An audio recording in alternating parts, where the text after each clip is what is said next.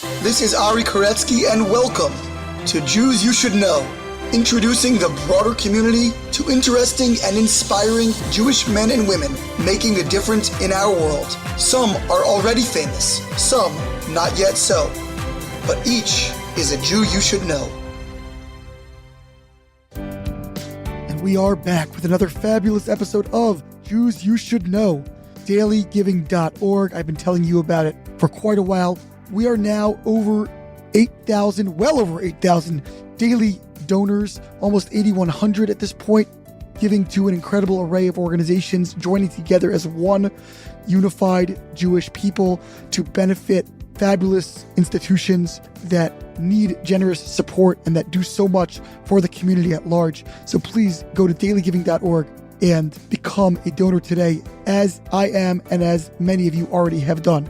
I am very excited to introduce today's guest, Rabbi Mark Gottlieb, someone that I've known for a number of years. I participated in a program that he helped run through the Tikvah Institute, where he is currently the dean, but he also has a celebrated past in Jewish education as a principal at Maimonides School in Boston and MTA in New York, two of the flagship celebrated institutions of Jewish learning in the Modern Orthodoxy framework. In his own right, is a scholar, a Renaissance man, as an educator, as a thinker, and he also has a wonderful personal story of his own Jewish upbringing. So excited to bring him to you today. Meanwhile, a reminder is always to follow us on social media at Jews You Should Know, spelled out fully, on Instagram and Facebook. Jews You Should Know with the letter U on Twitter. Comments, questions to JewsYouShouldKnow@gmail.com. Subscribe wherever you're listening. If that's on an iPhone, click the plus sign in the upper right-hand corner to what's now called follow. Everywhere else you can subscribe, whether that's Spotify, Google, or any podcast application. And now to our conversation with Tikvah Dean and longtime educator and principal, Rabbi Mark Gottlieb. We are here with Rabbi Mark Gottlieb, a senior director of the Tikvah Fund, dean of the Tikvah Summer Institute at Yale University, a longtime Jewish day school principal, among other hats that he's worn. How are you, Rabbi? I'm great, Rabbi. It's wonderful to be with you today. Thanks so much for having me. Such an honor to have you. And obviously, we've gotten to know each other over the years in different capacities. I participated in a Tikvah program myself, and through family connections and all kinds of different overlays. But I wanted to kind of get your background story, which I've never actually heard myself, despite all of our points of connection. So take us to the beginning. Where are you from? And really, even going back a little bit beyond that, where's your family from? What's kind of the origin story of Mark Gottlieb? Sure. So I grew up in Queens, New York. I was born in 1969 into, I would say, a traditional but not Orthodox Jewish family. My dad was born in Detroit in 1924. He served in the United States Navy in World War II. That was something I was always proud of. He did not face any combat, but he did patrol the waters around the Panama Canal zone. And after the Navy, he worked for Pepsi Cola in South America and finally landed in the world of insurance, personal life insurance. Not a high-powered insurance salesman, but a very dependable, reliable. He had his own little beat, and he would, walk around the debit, and then eventually an office position.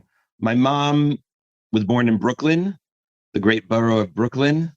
I remember from the Welcome Back Kotter years. I don't know if that probably precedes you, Ari, but I have seen reruns. The reruns. So like welcome to the third or fourth largest city in America, the borough of Brooklyn. Yes. And she was born to a Romanian Hungarian father. He was born in Czernowitz and then made his way to the United States. My grandfather was a very important man in my life, very profoundly influential in my story, as hopefully we'll get to. My grandma was born herself in Brooklyn and was a school teacher for 40 plus years. I used to go to Florida. They moved, my grandparents, my mom's parents moved from Brooklyn to South Beach, Florida in the mid 70s. And I spent most of my winter vacations growing up in Florida and then in California when they moved in the mid 80s, very close to my grandparents. My grandparents were really the spiritual and religious influence. They insisted that I go to yeshiva day school. So I remember visiting the local public school in Hollis, Queens when I was a little kid and, touring the building or whatever you do on these tours. And my grandparents said, just no, he's going to go to yeshiva. And were they strictly observant themselves?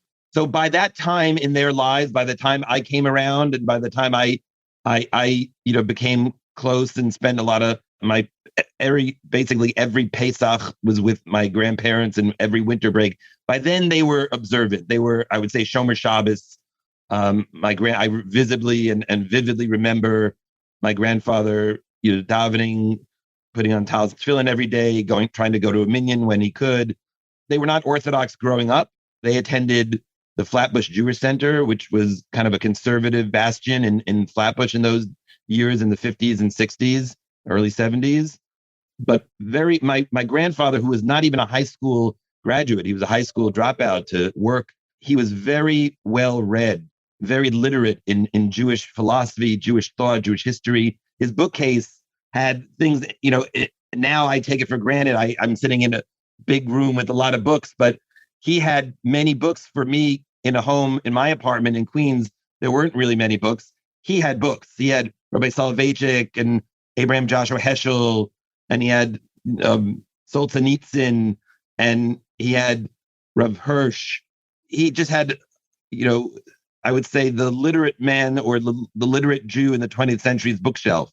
And that made a profound impact on me. I became an avid reader and always interested in religion and philosophy and theology and history. And I attribute it to his bookcase, his bookshelf. But it sounds like he became observant later on. Yeah, I think when his mother died, he started saying Kaddish for her every day. And that triggered some kind of religious awakening, some kind of religious renaissance. I never got the full story, but that's how I reconstructed it. And like I said, by the time I came along, in the early 70s, spending a lot of time with my grandparents, they were the only frum relatives that I had, and they were profoundly influential on me. It's just exceedingly rare in that generation for someone to go in that direction. It's very countercultural at that time. Most people of his generation were sliding away from tradition, maybe holding on to some sort of vestiges, in the suburbs and, conservative synagogue or something. But to have that sort of resurgence of formal observance, I think was quite rare, was it not? I mean, it certainly, it felt rare when I looked around the synagogue that I grew up in, which eventually turned from a traditional synagogue, which had men only section, women only section, and a mixed section. That generation was either dying out or falling away from their particular form of faith, and more Orthodox people were moving into the neighborhood. So by the time my bar mitzvah came around, the Holliswood Jewish Center became an Orthodox shul, and subsequently under great leadership, Rabbi Menachem Penner, Mark Penner, Rabbi Rafi Butler was really the rabbi who saw that transition under his watch. But I certainly have a lot of hakaras hatov for the leadership of Holliswood Jewish Center that preceded these rabbis that were helping me become more observant. How old were you when your grandfather passed away? I was 22 years old when my grandfather passed away. Wow. He passed away the year that I was in Eretz Yisrael, when I was married and learning in the Grus Kollel. Beautiful. And by then they had been living in the Bay Area in California, in Cupertino, California, for about 6 or 7 years, to be closer to my aunt, who was really able to help them in both of my grandfather and grandmother's later years. They were, I guess, helping found Apple or something like that at the time. my uncle Mike Korn worked for IBM. Actually, he was one of the first to move out from the East Coast to the West Coast in the early 70s. I think in 73, 74, something like that. Interesting. So what was your early yeshiva experience like? I mean, was there any dissonance, given that your own immediate family was not all that observant, and yet you were drawn intellectually to studying all these different topics. Yeah, no, for a number of years, I was definitely living kind of a divided life, a dual life, not quite Shomer Shabbos yet, not quite Shomer Kashrus yet. I have I have memories of lots of treif restaurants and lots of places that I enjoyed in those days. I don't want to wax too poetic about my love of bacon, but I hope I've done tshuva on all of that. But the truth is that until I was in about sixth grade, sixth grade, things were not so clear or integrated in my life. But by the time, a little before my bar mitzvah, I made, increasingly more conscious decisions to make sure that I was living a life that reflected what I was learning in yeshiva, reflected the lives of my friends that were, again, hugely significant in my life as an only child. I'm an only child, which definitely played I think a pretty oversized role in my formation psychologically and just how my life unfolded, the things that I was able to do because I was an only child, the things that I needed because I was an only child. I needed friendship, and I was very blessed to have incredible friends growing up in yeshiva, in elementary school and high school. I became a ben bayis in so many different homes around Queens, mostly in Kew Garden Hills and Hillcrest and Jamaica Estates. And I just was very lucky to find many families that were very kind to me. And I felt lucky that my parents, although at the time I don't think I would have expressed it this way, that my parents were willing to let me go and to let me pursue my own passion and find those families that would be adoptive homes for me as I was becoming frum. What's interesting is, fifth or sixth grade is quite a young age, or even before bar mitzvah. You say you started solidifying your commitment to a more observant lifestyle. That's a fairly young age to be doing so out of purely, rational or intellectual reasons. Would you say that it was that was the driving force at the time, or it was more just out of a desire to sort of create a coherent, to bring some coherence to your lifestyle? Yeah, I think probably the latter. I can't think of a specific moment that I was makabel upon myself. Okay, now I'm not going to be Michal Shabbos, or now I'm going to really observe kashrus strictly in the home, outside of the home. I think it was circumstance and a growing sense that I was living this dual, in some ways fragmented life. And that I don't think sat well with me. I don't think at that age I would have been able to fully articulate the religious awakening as a definitive decision, as a kind of real acceptance, of a total life of mitzvahs and Torah. But the combination of my increasing interest in learning in Yiddishkeit and the social structures and social life that I had begun to really solidify around just made those decisions not necessary, but more natural under those circumstances. I guess as often is the case, we are, complex beings, and very often the intellectual pursuit or the investigation, some might say cynically justification, often, follows the emotional choice or the emotional commitments that we make in our lives. So it sounds like you kind of were committed to this life and then began deepening the sort of the exploration of that on a more academic level. Definitely on a more deliberate and more thoughtful level, as I got older, and certainly through high school, that was already, a period of really peak commitment, to the point where I was becoming, a real nuisance to my parents about looking for kashrut, hashgacha labels in the house. My parents always maintained, and this is sort of somewhat naive, but for me, it's nostalgic to think about. My father always insisted that he kept a kosher home. And he tried. I mean, we never brought treif meat into the house ever, but it was, by today's kosher standards, it would not have passed muster as a fully, Orthodox kosher home. But then I became a bit of a tyrant, and and dishes and kashrus and hashgachas, but my parents my parents were very forgiving and very understanding, and they loved me very much. As an only child, there was certainly no loss of love for me as a young person growing up. So I very, highly very concentrated blessed. love. Yeah. A lot of concentrated love. Yes.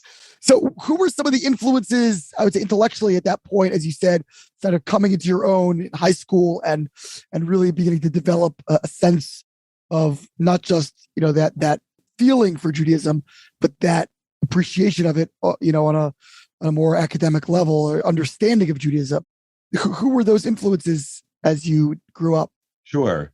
So by the time, high school rolls around, so I'm already in like a Masmidim shir at MTA and surrounded by friends that take learning seriously as much as a modern Orthodox, 15, 16-year-old. It's not, it's not the Mir or Chaim Berlin or, Shara Torah, even in Queens. It's MTA. But we were very lucky to have some incredible rebbeim in MTA. And as a junior, I was really, really privileged to have Rabbi Meir Twersky as a Rebbe. Really? Wow. Who spent So he was in the high school at that time. Yeah, he spent 3 years in MTA in the high school before moving on to the Beis Medrash, to the yeshiva.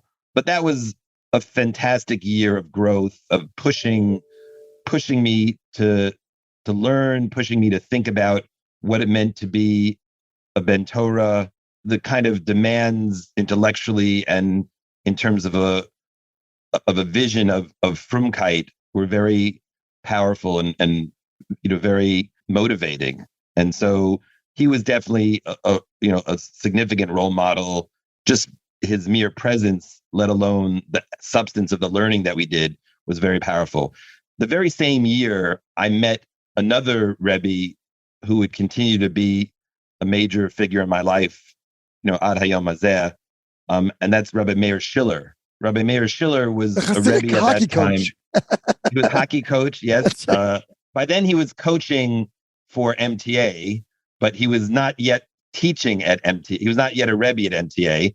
He was a Rebbe at OTI, which was a smaller boys only yeshiva in Queens, where many of my closest friends from both elementary school, from Dov Revel, where I attended, and then new, friends that I'd met through those friends in high school. He was a Rebbe there.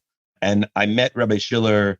I remember the first time I met Rabbi Schiller, I was on my way to England with another couple of really close friends. And that was kind of an adventure, a young person's adventure.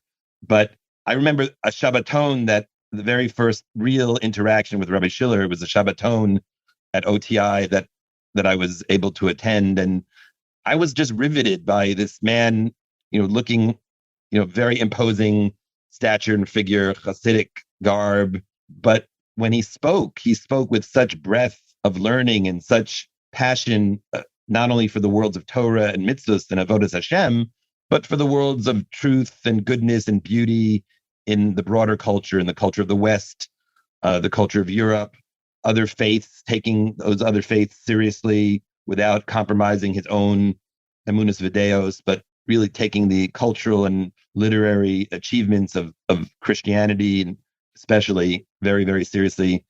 And we were talking about the Rambam and Ramban on the body, and Aquinas and Augustine, and how these figures, while not being the same, of course, but there were certain affinities and certain counterintuitive dimensions of their thinking, of the Rambam's thinking about the body versus the Ramban, and how that played a role in views of sexuality. And it was just fascinating. This great, serious Talmid Chacham, who's also, so not only fluent, but interested in these other intellectual traditions. And then later on, that within a month or so of that Shabbaton, we went for a field trip to the Metropolitan Museum of Art. And the idea that you could be a Ben Torah and see the beauty of HaKadosh Baruch Hu's creation and the beauty of man's creative abilities, to live it. Modern Orthodoxy pays a lot of lip service to the idea of Torah v'chachma, Torah umada, Torah derech eretz, but to actually find someone who really seemed to live this seriously, and was also a huge sports fan. You alluded to this a little earlier, Ari, that he was a hockey coach, but he was a big sports fan. So I was just smitten. I was so taken by this approach, this approach to avodas Hashem. The irony being it wasn't embodied by a modern Orthodox, at least modern Orthodox looking Jew. It was embodied by a square chassid. Yes, indeed. And look, I think, so those two very different rabbinic figures kind of punctuated my high school experience in a very profound way. And Baruch Hashem, I'm still in touch with both. And I feel very fortunate to have wandered into their, shiur room or sports arena. We did summer camps. Rabbi Shiller had these wonderful learning camps that had sports leagues and trips to the museums and some films. And so that gives you a window into sort of how my religious development unfolded in those very critical years. Essentially, I don't know Rabbi Shiller really personally at all, actually. He's a Jew to know. He's a Jew that you should know. I should interview him. You should definitely interview him. I read his book, his memoir. It was The Road Back or The Road Home. I forgot what it's called exactly. The Road Back. And but I also know through students of his that I became friendly with over my own time in my early 20s or late teens, that he is very, very active and thoughtful about the politics and is very politically conservative, but in sort of that really intellectual tradition of conservatism, which, is something that I know you're engaged with now. I'm curious if early on he was a political influence on you. Oh, yes. I mean, early on, he was a total influence. Not that, I think I already had some powers of discernment at that age to sort of see the things that naturally advance, my own interests. But he was such a dominating figure, not in a way that was ever, oppressive, God forbid, or he, in fact, in a way that many people who would suggest or claim that his politics are too radical. He was always open, unlike many others who profess sort of an openness in thinking. He truly was and remains a thinker who's really open to debate, open to seeing things from another perspective, open to being moved himself in different ways. So there's no question that the interests that Rabbi Shiller introduced or helped foster, I think of a good example. I love the writings of C.S. Lewis. Now, Rabbi Shiller did not introduce me to C.S. Lewis, but he certainly stoked the flames of love and interest in C.S. Lewis. And I think that would hold true for my general political interests and my perspective, which again doesn't reduce itself to partisan politics as much as sort of a cultural or philosophical route, although to pretend to avoid politics wholly and to be above politics or a quietism, I think that's probably not wise. And I think as I've gotten older, I've seen a little bit more the need to engage in politics, not just in political philosophy. Although my temperament is certainly far more engaged by and energized by political thought than hard-nosed, rough and tumble politics.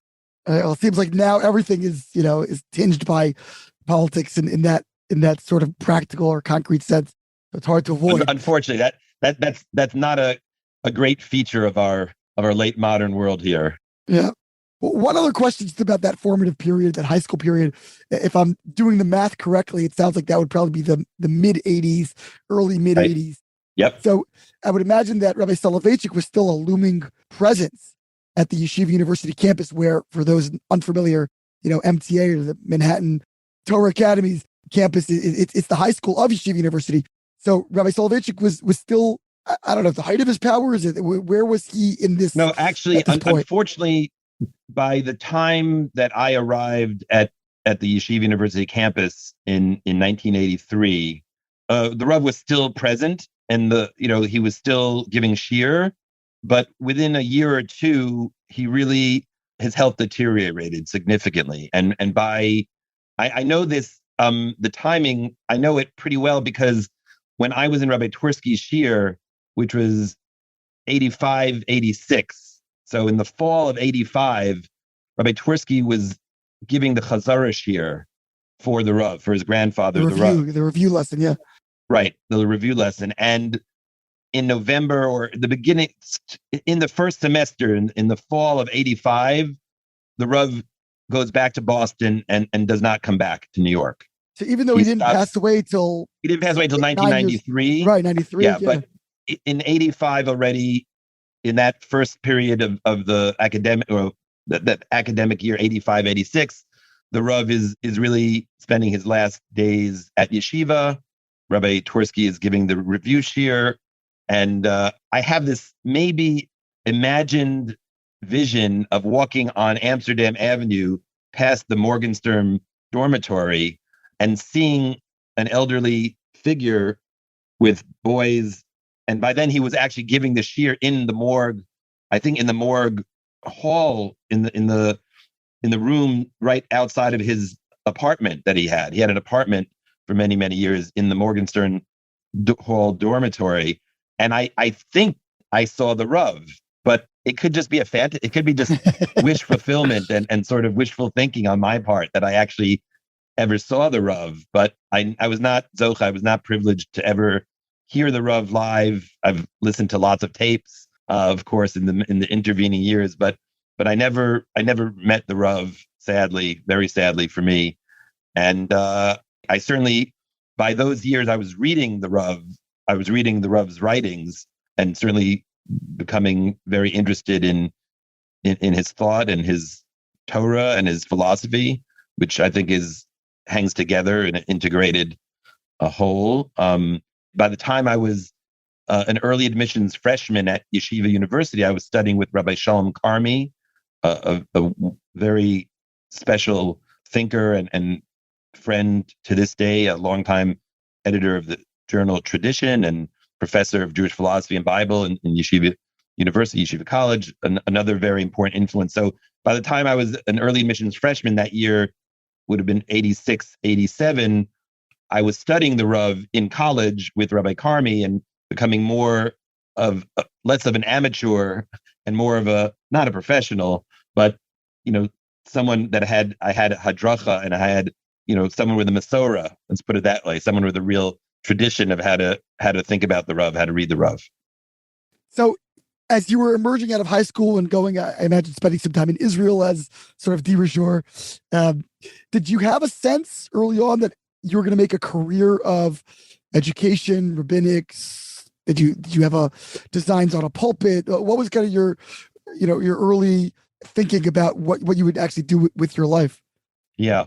So my initial thinking coming out of Yeshiva College and Smicha was that I was going to be a philosophy professor. It sounded ambitious, but remember, as an only child, I had a lot of confidence, maybe more confidence than was warranted. Because the truth is, it was very hard to just get into graduate school, let alone to start to plan or anticipate a professional degree. But by the time I got to graduate school, I got married in 1991. I was 22. I had just finished. That was my bar mitzvah, by the way. Your bar mitzvah. Putting it out there, hey. yeah.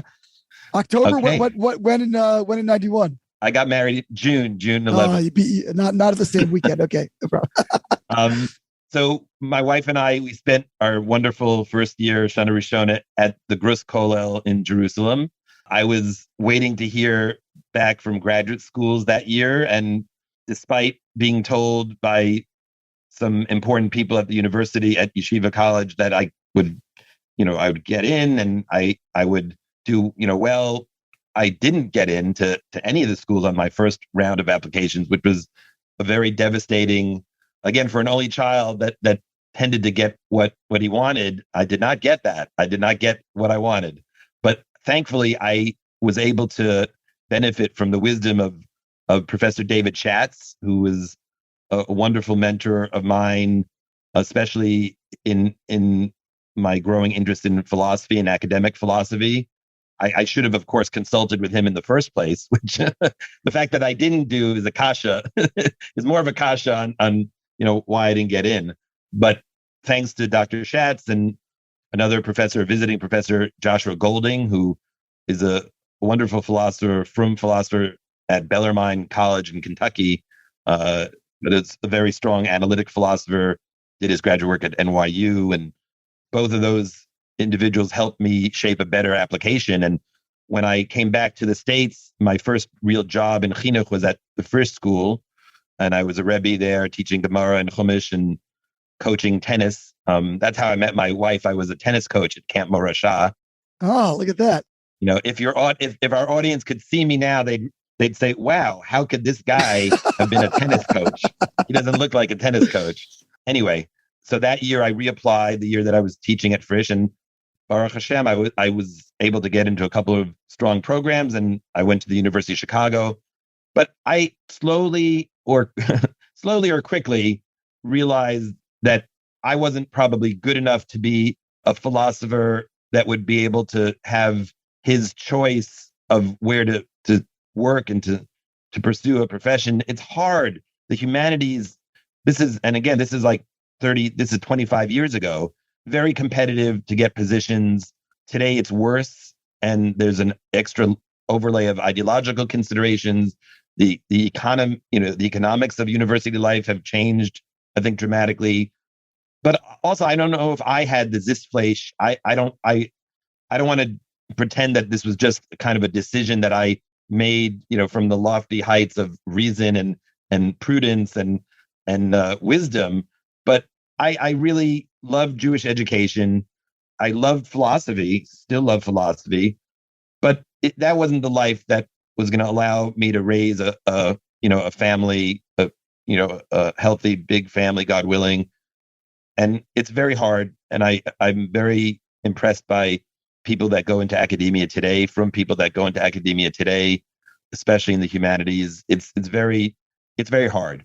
But I was lucky, very lucky, in that while I was working on my dissertation, I was approached by the Maimonides School, which was the Rav's school that he founded back in the late 30s, to come be their principal. And which that is was amazing something, because you didn't have any administrative experience, right? Yeah, they realized once I got there, they realized that, and I'm not sure,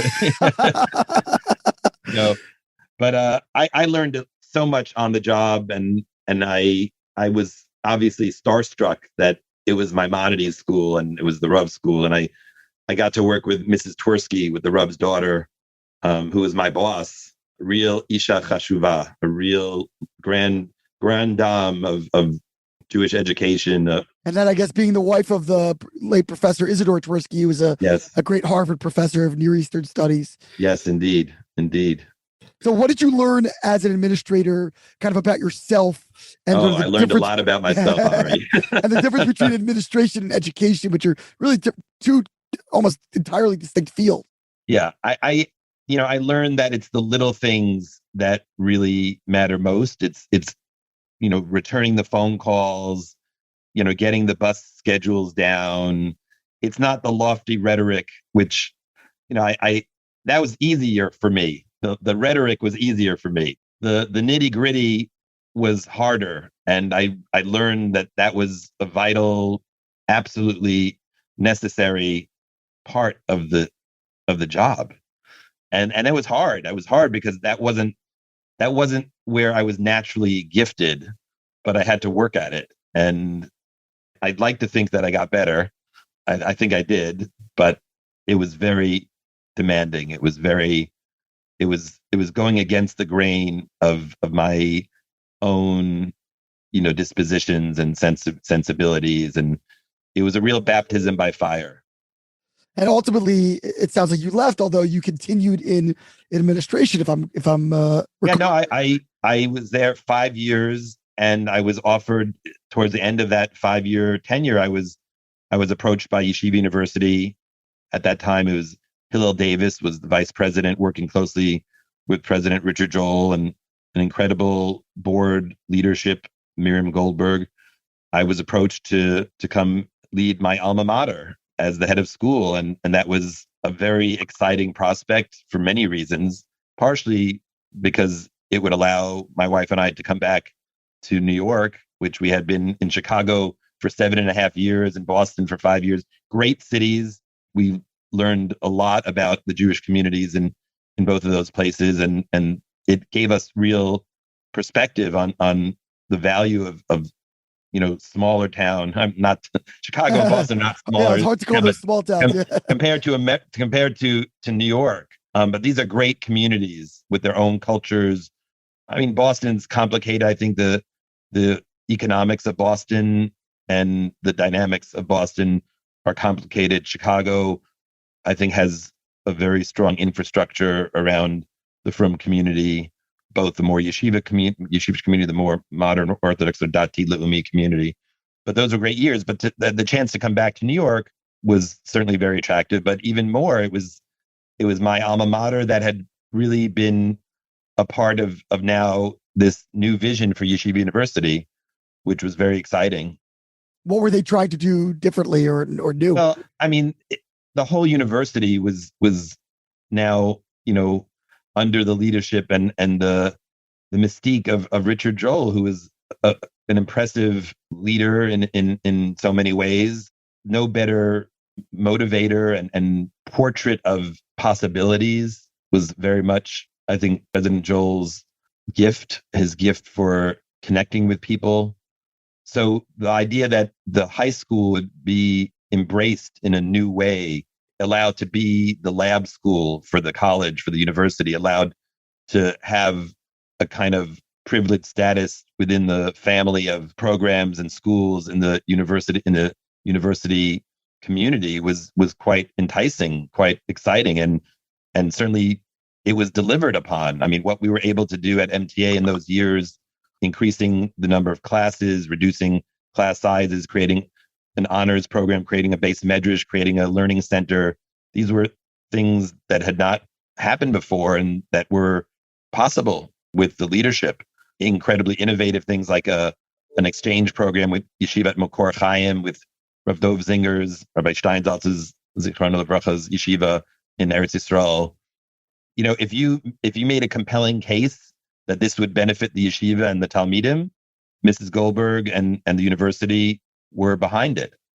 And that was exciting to be a part of. Because there's always a risk when you return to a location that's been so formative and that you have such kind of nostalgia for, of kind of, demystifying it and sort of losing its, its allure. You get into the actual, you go to the, kind of where the sausage is made in the background. Yes. There, dealing with the politics and dealing with all the, all the realities of a. There was no mystique. The MTA of my day, except for some of the rebbeim that I've mentioned or that were there, a couple of teachers here and there, it was not a place that would easily be mistaken for greatness. So there was no nostalgia that was. There's no risk of undermining covering my eyes, upending some sort of youthful utopian vision. It was definitely a project, a different sort of project, and we had it. I never, having worked only at three others at Frisch, Ida Crown, and Maimonides, those years in MTA felt very fresh and felt very possible with, lots of opportunity, lots of possibility. And, I attribute that chiefly, almost overwhelmingly to Mrs. Miriam Goldberg, who was our board chair, who really wanted the school to be the best school possible. And whatever it would take, she was behind. That's to get that kind of support and the respect for the professionals that she had was, I would say, fairly rare. Right, to have that synergy with lay leadership and professional leadership and that respective kind of their respective domains or the areas of expertise. So eventually, though, you did leave MTA, and not only MTA, but you kind of left the world of formal Jewish education. Obviously, you will talk about Tikvah now, but you are still in the world of education. And I see when people ask me what I do, I still say I'm an educator, but it's a very different kind of education. It's much, it's focused in a completely different or much narrower sphere in a sense. And it's, narrower and wider. Narrower and wider. Okay, so you're gonna have to defend that claim. Yeah. But when did you leave? When did you leave, and why? And what? And towards what, or for what? Yeah. So I think it was probably my fourth or fifth year at MTA, where I was reunited with a young man who I had met when he was an undergraduate at Williams College, and I was a graduate student at the University of Chicago, Eric Cohen, who was recently at that point appointed the executive director of the Tikvah Fund. It's a funny story because I met Eric Cohen at a conference 10 years earlier, and we were probably the only two Jews at this conference. And, we had a lovely exchange for, I don't know, an hour or so together, but we didn't keep in touch. And we kind of both went on our own merry ways. And, he went on to a life of journalism and working for the President's Council on Bioethics with Leon Kass and founding the New Atlantis, some impressive journalistic and political and activism roles.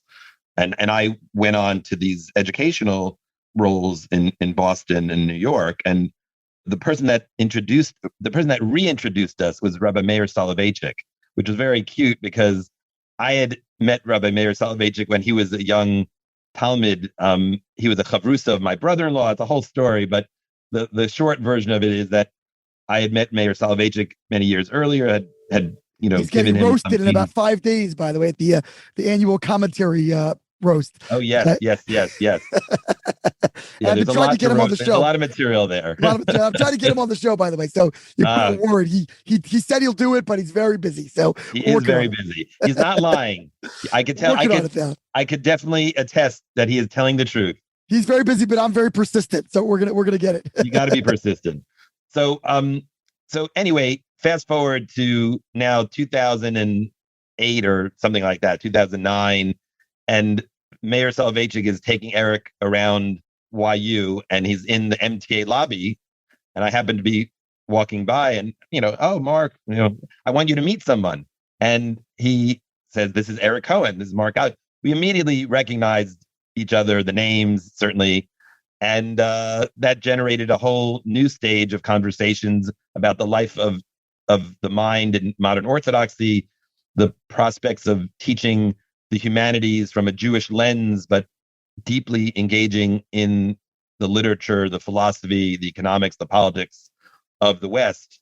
And so I started doing some consulting, part-time consulting for the Tikvah Fund, eventually helping build a program for high school students. Initially, we were inserting courses, partnering with mostly modern Orthodox schools. At our height, we had 13 schools in this program. And sometime after that, Eric asked me to come on board and join full-time Tikvah. And my first reaction and my first response was no. And that was actually the response for about a year. And then another year passed. And it was a very difficult decision to leave MTA because I loved what I was doing at MTA. And we were doing a lot of good things at MTA. And I had incredible support.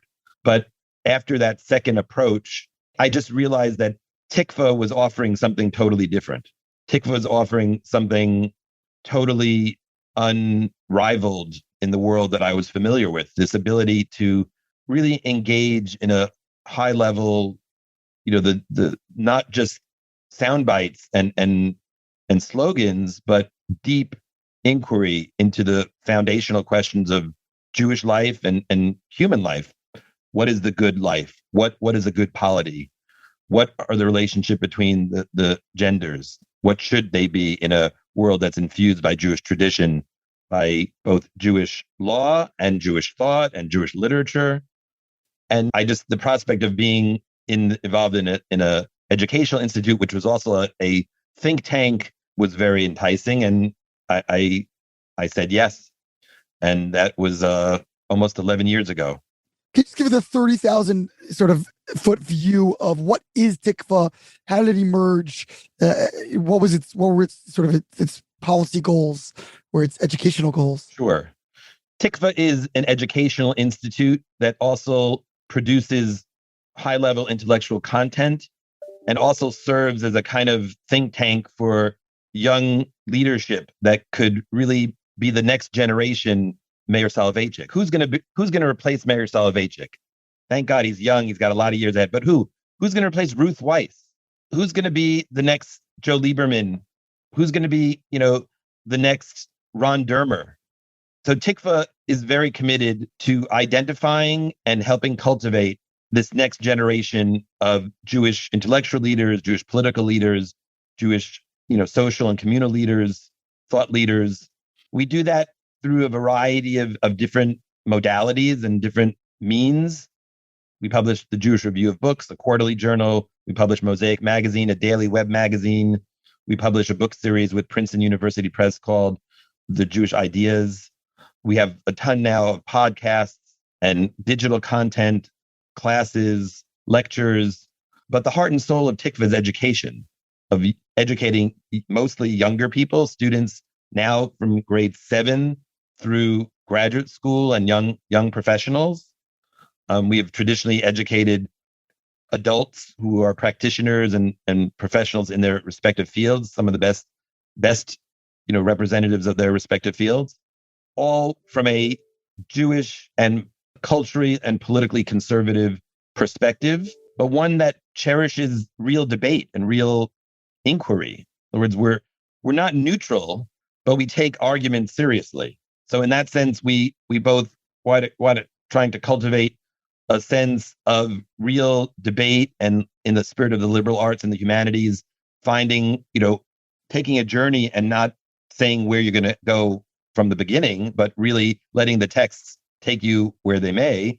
But we combine that with a sense of principled focus on the most foundational commitments Jewishly, and from a conservative point of view, of the centrality of the family, the importance of the market, not to be unregulated in a sense of wild, Ayn Rand capitalism or radical individualism, but certainly not socialism either. So, we have, I think, complicated views on some really complicated issues. And, the role of the family today is so much a battleground, frankly, for, questions of gender, questions of sexuality. There isn't a lot of sophisticated, thoughtful material out there on these contested themes and questions, but we try to provide that. And we're working in Israel now as well, Ari. We're working... Yes, Rabbi Pfeffer, of course. Rabbi Pfeffer, Amiad Cohen is our CEO in Israel, really trying to create a real conservative movement in Israel, that's truly new. That is really innovative in the sense that America, you say, well, there are AEI and the EPPC and the Hudson, and there are lots of institutions that are devoted to conservatism in America, but in Israel, there really isn't. And that's why Tikvah in Israel is particularly critical and important. Even though there is a strong, and it is now become like a strong sort of right-leaning country, you feel like the intellectual...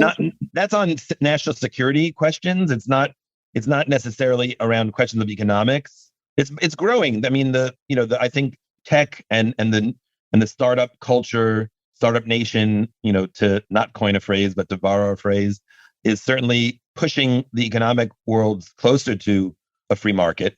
But there's still more work to be done. When a country has such a deep history with a certain way of viewing wealth and a certain way of viewing ownership and industry, it takes time to undo that, or it takes time to offer alternatives. So, I think also on governance, questions of constitutionalism, which of course Israel doesn't have a constitution, but that's precisely part of the challenge.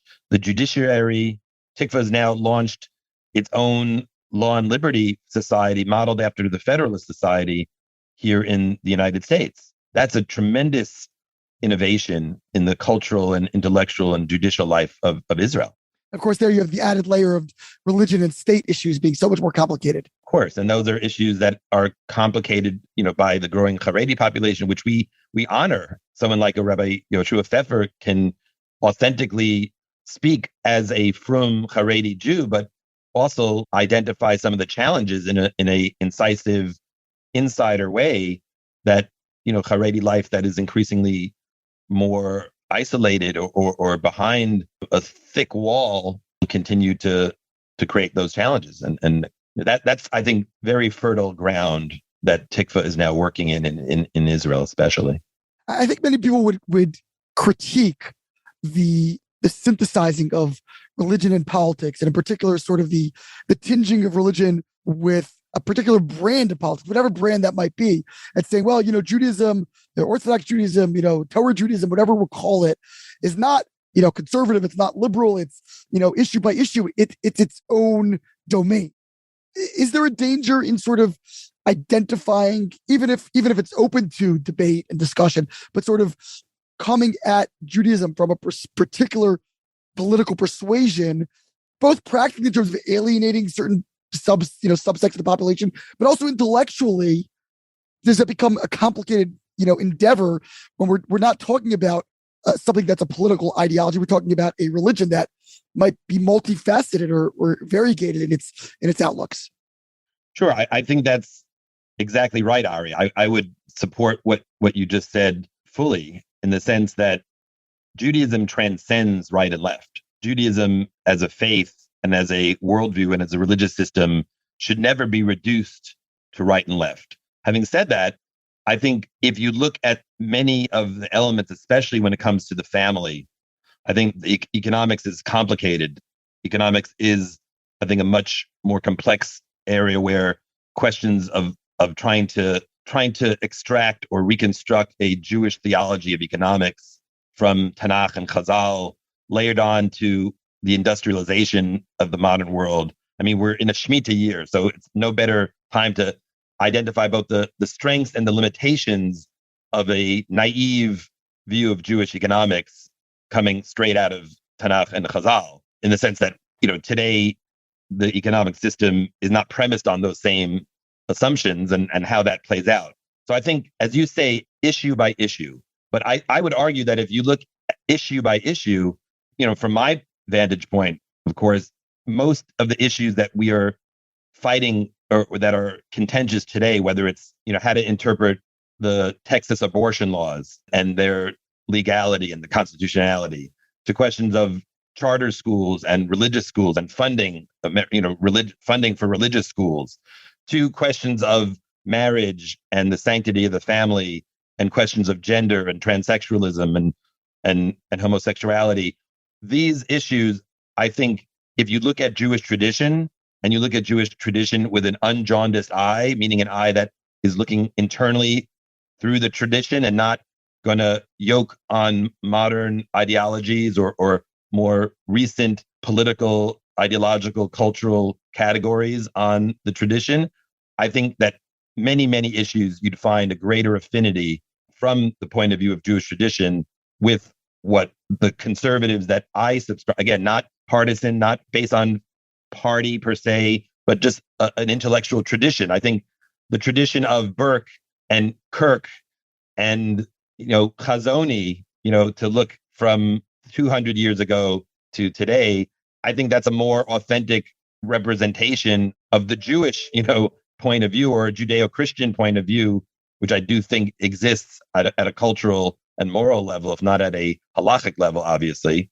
I think you would just find that in many, case after case or issue after issue, there'd be a closer affinity. I'm not saying that in every respect, and I think the case of economics is a good one. Although, again, if your economics is only free market or Ayn Rand or even Chicago School of Economics, so then you'd find a disjoint between Judaism, perhaps. But if you have a more federalist or more localist perspective, which is now making a comeback in the conservative circles, whether it's integralism or localism, then there are varieties of conservatism that I think do line up pretty well with the Jewish tradition.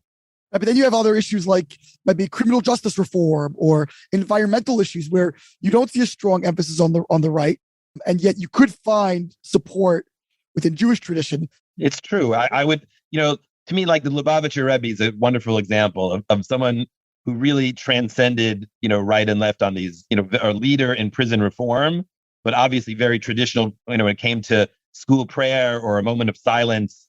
The Lubavitcher Rebbe was probably the single most outspoken Orthodox leader on these issues. So I think I share, that's why my vision of conservatism is not the one that people sort of identify frozen in time from the 80s, the Reagan Thatcherite, union. There's a lot. Reagan and Thatcher were great statesmen, and I'm very, proud to have grown up during Reagan's tenure, and Thatcher is someone that most people who appreciate their freedom and liberties and sovereignty, national sovereignty, will no doubt celebrate and deeply appreciate. But I don't think that that's what conservatism is reducible to, or it shouldn't be reducible to.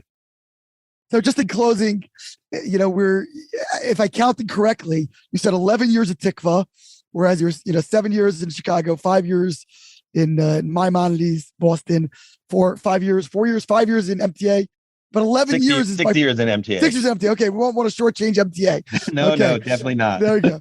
But 11 years, again, I'm no math whiz. Coming on 11 years. Tell me that's the longer 10 than and a all half of the years. others. Yeah. So that, are you gonna now add up and tell everybody my age? I already gave it away. I told everyone I was born in 1969. If they can't do that already at this point, then they don't deserve to know. But exactly, it's more a question of, at some point, do you get an itch for something new, or what's new within this enterprise for you that's keeping it fresh, that's keeping, what are you looking towards in sort of the next 10 years in your career? That's great.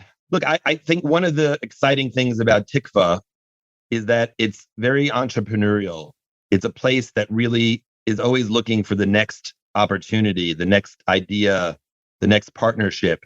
Never rests on its laurels, really. And that's largely, overwhelmingly a credit to our executive director, Eric Cohen, who drives and pushes for excellence and for new opportunities. And so I would say the next horizon, I think, at least for my work, I hope, is to take this model of Jewish classical education, which we've been developing at Tikvah over the past 10 years, especially over the past 2 or 3 years with the creation of the Tikvah Online Academy, some of our other, like the Truman Scholar, some of our other programs, but to take that model of Jewish classical education and now go back to schools that are really looking for a less governmentally driven or less sort of typical, early 21st century curriculum with all of the buzzwords and with all of the sacred cows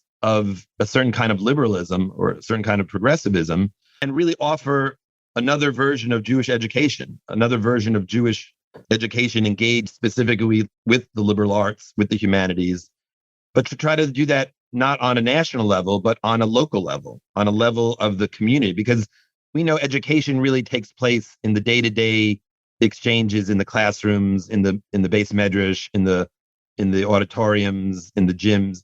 Like that's where people are formed. If you were talking about formation of minds and hearts and souls, you need a kind of durability. You need a kind of consistency. You need a kind of contact on a regular basis.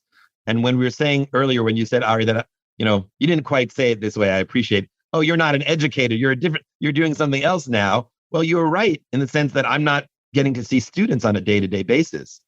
That's an exciting possibility of taking the Tikvah educational vision, which is not, it's not Tikvah per se. I would argue that it goes back to Rav Hirsch. It goes back to the kind of education that Rav Soloveitchik got himself. An education, that Rabbi Jonathan Sachs was afforded. That kind of education, but to really work in an embedded, ingrained way with schools and communities that are looking for something different, that feel that something's exhausted now with the current curriculum or with the current way of thinking. That would be very exciting, and I think that's something that hopefully we'll see in the next number of years. We're doing a pilot program at the Frisch School, a course in PPE, philosophy, politics, economics, which may hold great promise for this kind of integrated view of education. But Tikvah is a very exciting place. Anything could happen. We could create our own school. Who knows? And that might be very exciting as well.